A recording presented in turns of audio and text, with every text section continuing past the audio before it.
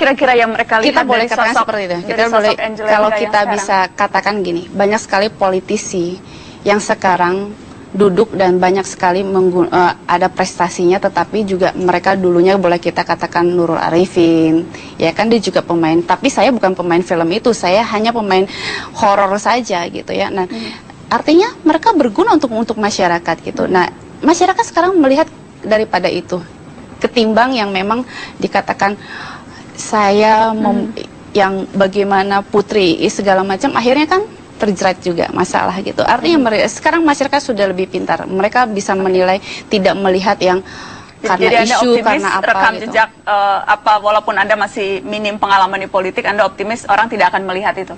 Karena saya sangat newcomer di politik, buat saya belajar dari awal sambil turun ke bawah itu sangat saya perlukan dan sangat penting sekali, daripada saya mengerti politik tapi ternyata saya tidak fokus ke masyarakat gitu. Saya lebih suka seperti ini, betul-betul saya kosong, saya turun, saya akan berguna untuk masyarakat. Apa visi misi yang Anda tawarkan, Mbak Angel, sebagai calon wakil rakyat? Apa yang bisa Anda janjikan? Saya tidak banyak menjanjikan kepada masyarakat. Saya selalu mengatakan, di saat pemimpin banyak janji, pasti di situ dia akan ada kebohongan. Tapi saya butuh dukungan mereka. Begitu mereka mendukung saya, begitu saya meraih suara itu, kita lihat, saya pengen ada perubahan dapil saya. Sentuh masyarakat, katakan kepada mereka, tujuan saya itu tidak hanya di DPR RI saja. Oh, Anda punya target yang lain? Kita lihat nanti. Oh, tapi target paling dekat nih sekarang di DPR RI. Betul. Tapi apa kemudian, apa agenda yang ingin Anda bawa? Karena kan orang terjun ke politik tentunya kan untuk kebijakan, ingin membentuk kebijakan publik misalnya, atau apa isu yang betul-betul Anda concern dan peduli sehingga Anda mau terjun ke politik dan susah-susah? Saya mau di dapil itu gini,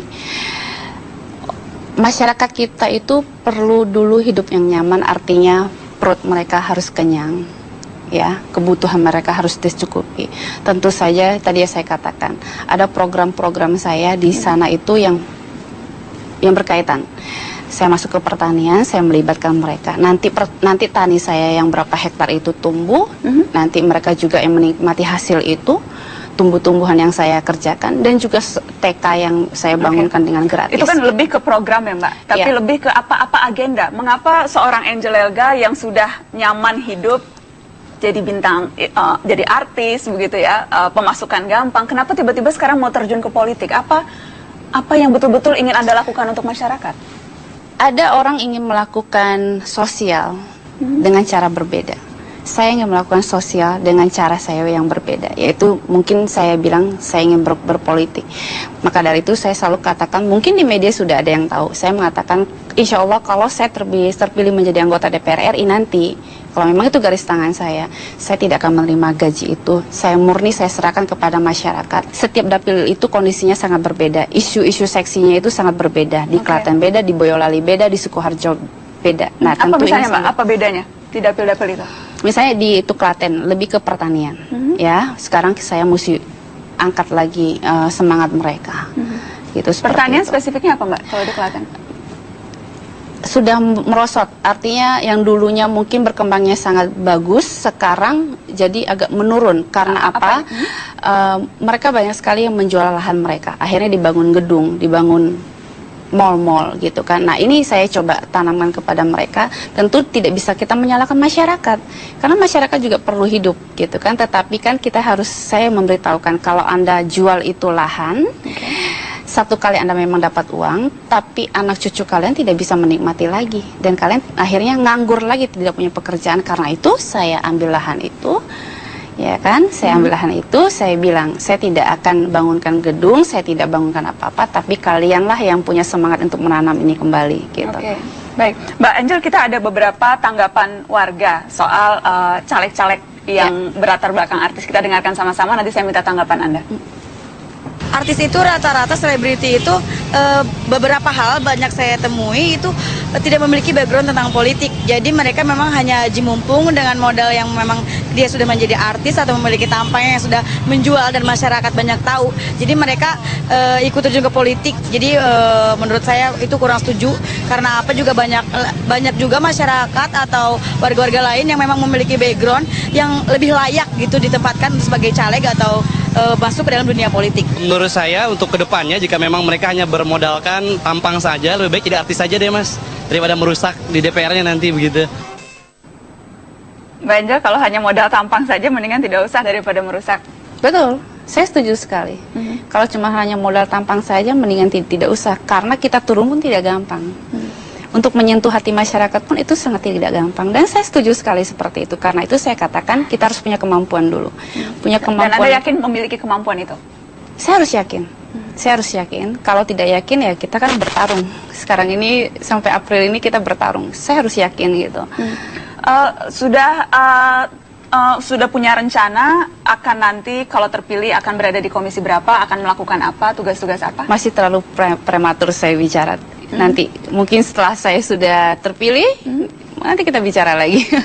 Tapi di minatnya di mana Mbak? Misalnya di yang Anda, sesuatu yang Anda, tadi kan juga belum sempat dijawab secara konkret begitu ya, apa misi, visi, apa agenda yang ingin Anda usung? Nanti kalau sudah duduk di DPR, apa yang akan Anda lakukan dan idealnya itu di komisi berapa?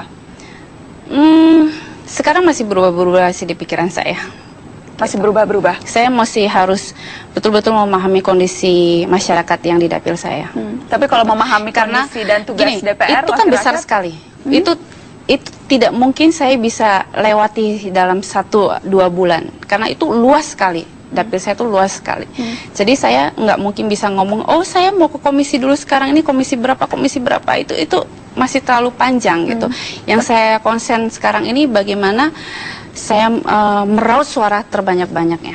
Meraup suara sebanyak-banyaknya untuk melakukan apa Mbak? Karena kan tentunya kan intinya kan bukan meraup suara, Ya, tapi betul. apa yang akan Anda lakukan setelah Anda mendapatkan Betul. suara itu. Nah saya masih belum mendapat gambaran yang jelas Mbak Angel. Apa sih yang akan Angel Elga lakukan ketika ia sudah terpilih menjadi anggota DPR? Kenapa orang harus mau menitipkan suaranya kepada Anda? Karena saya mampu nantinya akan membawa aspirasi mereka. Aspirasi apa dan melakukan apa Mbak Angel? Ya kita lihat nanti apa yang memang mereka butuhkan terhadap saya. Misalnya mereka kan aspirasi itu kan mereka, kita lihat kondisinya kan berbeda-beda.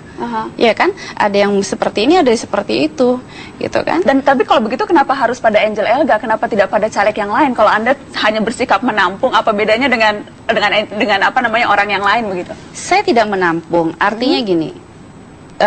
Saya katakan dari awal tadi, saya tidak banyak janji kepada masyarakat. Ya, tapi apa yang ingin Anda lakukan untuk masyarakat? Tentunya bawa perubahan. Perubahan apa Mbak?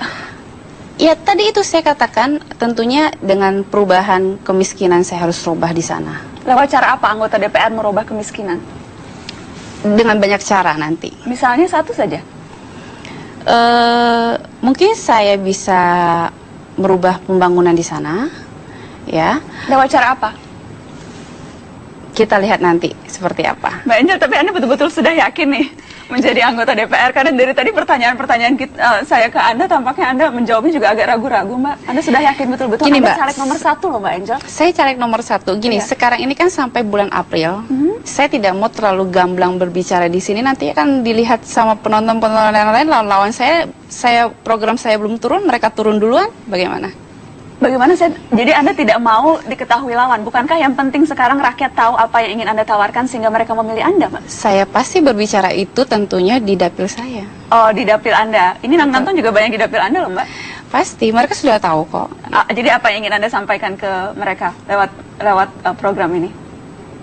Saya katakan kepada mereka, saya selalu turun, saya katakan kepada mereka, nanti saya tampung semuanya, saya akan membuat satu perubahan di Jateng 5 ini. Gitu. Jadi akan belajar begitu menjadi anggota DPR? Memahami kondisi di itu sana, tapi trik seperti apa permain di politik tentu saya sudah ada di pikiran saya. Sudah ada menyiapkan trik-trik untuk lobby-lobby politik dan sebagainya ya? Maksudnya? Ya kan sebagai politisi kan, ini kan sudah menjadi politisi nih Mbak. Kalau kita bicara DPR ada hak budgeting, hak anggaran, kemudian kan juga hak untuk menggolkan peraturan atau kebijakan tertentu. Itu kan perlu lobby-lobby politik. Betul. Dan itu kemudian juga sudah Anda pelajari.